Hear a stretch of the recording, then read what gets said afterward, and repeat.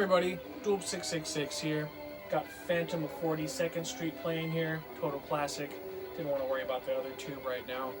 This is my second attempt at trying to get this update to you guys. I just got done uploading the other one and it just went bonkers and is gone now, so I guess we'll try again. So, I'm gonna get into it. Don't be alarmed if I'm not as enthused as you might anticipate. First one we have here is something you guys may have seen. I uploaded my Q-vid the other day, watching this, the Unbidden. I think this is from 2016. This was okay. Honestly, pretty drab. Not too much. Like, definitely not my cup of tea, honestly. I'm gonna turn this down a little bit more. That's quiet. Oh. That's a little better. But yeah, you know, if you're really into it, give it a try. It was only $1 when I found it, but not really my thing. Next two here, we have Lake Fear 2, The Swamp, and Lake Fear 3. I already had Lake Fear for a long time. I didn't really like it, but I watched all three of them together, and, well, it kind of changed my mind. I like Lake Fear a little bit better. Lake Fear 2 definitely has nothing to do with either of the other films, but it's probably the best made one, despite the fact that it's not really well made in itself. Lake Fear 3 is totally fucking crazy. It's just all over the place, kind of a mess, but it was a lot of fun too. Watching all three of them together was definitely fun. So, Lake Fear 2 and 3, happy to have them. Next up we have Lost Voyage. This was not the film I thought it was going to be. There was a film about a haunted ship out in the middle of nowhere that I watched with my dad years and years and years ago, and I have no clue what it was. And it's definitely not Ghost Ship, and as it turns out, it's not Lost Voyage. But this is a pretty fun flick from, I think, 2001, 2002. It's got Lance Henriksen in it. Badass flick. You should definitely check this out regardless. Solid little haunted boat flick. Next up here we have from 2002. This is a TV movie with Dean Cain in it. It's The Glow. Kind of dry and slow, but, you know, if you like TV movies, this is about as good as they come. This is actually a pretty fun, like, supernatural flick if you really just get into it and watch it. Alright, next up we have Lindsay Lohan, and this came out 2007. This is I Know Who Killed Me. Did a really solid job making Lindsay into a amputee for this film. Really, really pulled that off well, I thought. The acting's pretty decent for what it is. Plot's cool. I enjoyed it. It's a little bit all over the place, but I liked it okay. It was alright. Next one here. Also found this for $1 recently. Didn't really know what it was going to be about. It's got like almost no dialogue, which I didn't really expect. This is The Headhunter. It's like a medieval horror fantasy sort of deal. It's not as, you know, crazy good as I thought it was going to be. It sounded awesome. It looks awesome. Doesn't really have the budget to really pull off the super epic scale that I thought it was going to, but it was still a pretty solid film, honestly. You should check it out. Next up here from Paramount, this is from 2019. This is Crawl. This was alright. The budget really showed in this film. It's really, like, technically well made. Just the script and acting is kind of stupid. Like, all the characters just make the dumbest decisions over and over and over, in my opinion. The movie took itself really, really serious for this sort of stuff to be taking place. I was just like, this doesn't make any sense. Like, why would anyone do that in the middle of a hurricane and fucking giant crocodiles and alligators coming to fuck you up? So, very strange, but I liked it enough. Not terrible. This next one is a double feature. I already had The Gallows from 2015. Interesting little slasher flick. I've yet to watch the second one, but I do have it. But I bought this for Hidden from 2015, which is a pretty cool, like post-apocalyptic dystopia sort of weird thing. It's like it's definitely about isolation, like this family hiding out from the apocalypse, basically, in a bunker. And what goes on from there, you know, their bunker is like, you know, not quite as foolproof as they thought it was going to be, but fun flick for sure. Hidden was good. Gonna get into some Blu-rays now. Actually, you know what? I'm gonna show you guys these VHSs first. I totally forgot to do these ones first. Right here we have Star Wars Droids. It's the animated special from the 80s, 1985 I think it was. I used to have this a long time ago in like a clamshell VHS. This is like a video rental store copy of it. Pretty cool to have this. As it goes with all these that I've been buying lately, VHSs. They're so cheap I picked them up, but I don't have a working VCR right now, so I can't watch them and tell you what the quality is as of now, but eventually. We have H2O Halloween 7. Pretty fun flick. We have Valentine from 2001, solid slasher film that I don't actually have on DVD or Blu-ray yet. Then we have Dracula from '92, Francis Ford Coppola's, with Gary Oldman. Urban Legends Final Cut, another cool slashery sort of deal from 2000. And from 1999 we have Sleepy Hollow with Johnny Depp. Pretty fun acquisitions. Okay, got through those. We're going to get into the Blu-rays now. So here we have The Riverman. This is from 2004. This is like a made-for-TV sort of true crime, sort of horror, mainly like crime drama, sort of reenactment sort of shit. It's from the producer of Saw 2, 3, and 4, and P2 apparently it says.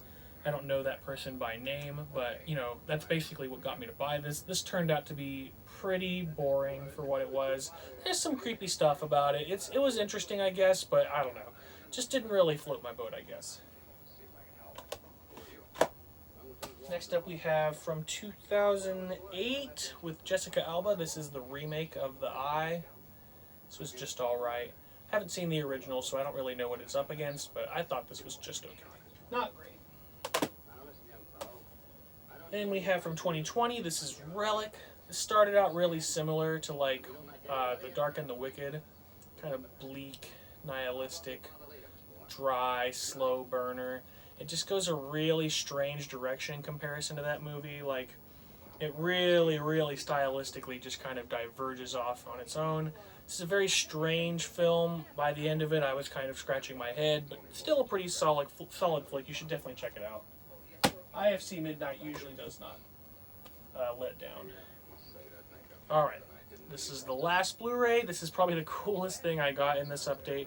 Picked this up at Zia Records the last time I was in Vegas working with A Perfect Being on new music. And yeah, this is Cemetery of Terror.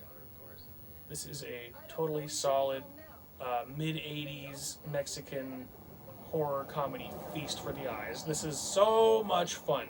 It is in Spanish, so if you don't like watching films in languages that you don't fucking know, there is obviously subtitles, but if you're against that, tread lightly. But damn, this is a fun flick. Like, I could not have enjoyed myself more. It was all sorts of fun. This is exactly what the 80s is about, in my opinion. It still kind of got that late 70s vibe hanging off of the back of it, so it's a little... You can definitely see the budget right on the screen, but it's a ton of fun. It's one of the best things I've picked up in a long time, and if you haven't heard of it, you should definitely check it out. Okay, back into some DVDs, and we'll wrap it up, guys. We have Dude Bro Party Massacre 3. I watched this a few years ago with my dad. This was like, it didn't really impress me then. I think I even fell asleep during it. But I just rewatched it again recently after I got this, also at Zia Records. It was actually pretty funny. Like, it definitely could have been cut down. I think the part of the problem is that, like, it's a particularly long film for what it is. Like, it's definitely like the same quality as like a really, really good modern trauma film. But still, like, you gotta cram those into some like shorter run times, because this run's just a little bit too long, in my opinion. But it's still funnier than hell, and like definitely worth a watch. Check out Dude Bro Party Massacre if you're into really, really stupid horror comedies. Alright, the exact opposite right here. This is See No Evil with Kane from WWE. This is a solid slasher film. I feel like they could have made Kane look a lot cooler, maybe like developed his character a little bit better. But still, brutal kills, inventive kills, you know, everything you want in a fucking slasher film. This has got it, in my opinion. Nothing groundbreaking or anything, but still, like I said, some inventive kills, some stuff I haven't seen done before, and I had a good time with it. I thought it was a blast. See No Evil. this one here is Elizabeth Harvest. It's a strange sci-fi drama horror. This is a very strange film. You know, I can't really go too in-depth into the plot because I don't want to ruin it. This is just a super fucking weird film, and if you bear with it, it is an IFC midnight film. It's not like it's bad or anything. It's just it really, really yanks you around plot-wise. Like, you're just like, holy shit by the end of it. Like, it's pretty out there for what it is, but I thought it was solid. It pulled it off. We got some Sam Raimi goodness here. This is Drag Me to Hell from 2009. I watched it a long time ago when I first started collecting, and I thought it was just okay. But, you know, as of today, I really, really like this film. After 10 years, plus 10 years, it's really grown on me. So, there it is. Finally added it. There we go. Next up, we got Train to Busan. This is one of the best zombie films I have seen in years. Fast-paced all the way through. Perfect gore. The zombies are totally, like, extremely, extremely violent. The direction in this is fantastic. Like, it just all around, this is a fantastic zombie film. You do not want to miss this if you love zombie films. Like, and if you don't like zombie films, stay the fuck away from this, because this is a hard hitter. Alright, next up we've got another hard hitter here. We've got Cannibal Holocaust. This is Umberto Lenzi from 1981. I watched this the other day with Cannibal Holocaust as well, and I've had Cannibal Holocaust for years. It's one of my favorite films. I watch it ever so often just to keep coping with it. You know, the first time I watched it when I was a kid, it really fucked me up good. But I've always been interested to see Cannibal Holocaust. Never really found a copy. Finally tracked one down at Zia Records as well. A lot of cool stuff came from there the last time I was in Vegas. This is from, I believe, 1981, like I said. And you know, there's like a lot of violence and crazy, brutal shit in this film. It just really lacks the realism of what made Cannibal Holocaust so great. And I hate to just like not review it of its own, but going into it, a lot of people told me they liked it a lot better than Cannibal Holocaust, and I just don't understand how.